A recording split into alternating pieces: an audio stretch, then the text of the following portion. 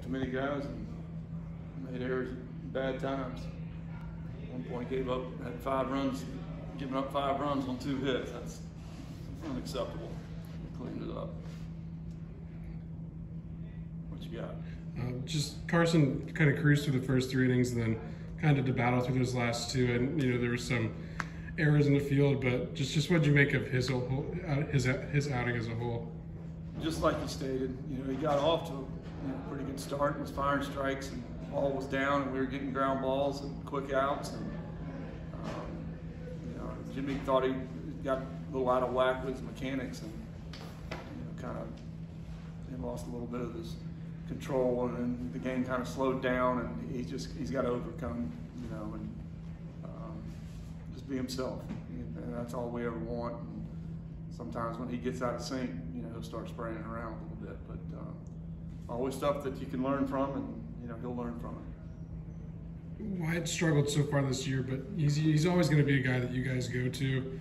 Just for him to get out of that jam there, do you think it will give him some confidence moving forward? Yeah, I do, and that's why we literally wanted to run him back out just as soon as we possibly could, and because for us to be what we want to be, he's got to be in the mix. And he's one of those. He got a couple calls tonight that didn't go his way, and he pushed through it and got it done. I don't know how much you've looked at NC State. Obviously, a pretty fun, quick turnaround to your late Wednesday night. Now you got them coming in less than 48 hours. Yeah, and they're really good. Obviously, they can beat you in different ways. They're an older club, and super athletic. So we got to be ready to play, and every single day. I mean, look at today. We just gave up a very good pitching staff. We gave up a lot of runs, we made errors. And, that's the kind of stuff that you can't do against anybody. But we'll start looking at them tonight and tomorrow, and kind of move around a little bit and lock in for the NC State. James struggled through his first 3 at-bats tonight, but then goes backside for the home run. Just how good was it to see him kind of reset in the middle of the game? Yeah, he was way out in front of some pitches, and that was really good to see him pop one the other way. And he's got tremendous power to the opposite field, and that 18-year-old mind sometimes says, well, I can hit it further, to the pull side. So it was really good to see him do that. He's got to do that for us. I think it was last week or a couple weeks ago you said you guys were going to get a second opinion on Joe. Just have you guys gone forward with something? He's already had it. He had Tommy John. So it was good to have him in the dugout today, and he was in good spirits, and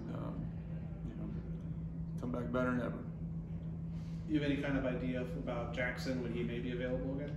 Yeah, those guys, they're kind of programmed that way. You talking about Bowmeister? No. Oh, Nazoo. Yeah, Nazoo. Yeah, we're shooting for this weekend, either Saturday or Sunday. He threw a full pin. The last 15 pitches were full, 100%, and he had no pain. So we'll do that one more time to make sure, and then it won't be as heavy, but then he'll be ready to go. You may be without Joe, but I guess I know after being without Jonah there for a little bit, after not having Dave start the year, how happy are you that it seems like the pen is rounding out a little more of having kind of the full arsenal or closer to it? It is. It's really a comforting feeling, because you saw what Davis can do and what Jonah can do at Wake Forest, and there's a lot of different things that we can do. We got to. Some guys can't hit riding fastballs. Some guys can't hit sinkers. Some guys, struggle with all speed. We get all those numbers. So in our matchups, there's a method to our madness as to why we're running certain guys out in certain situations.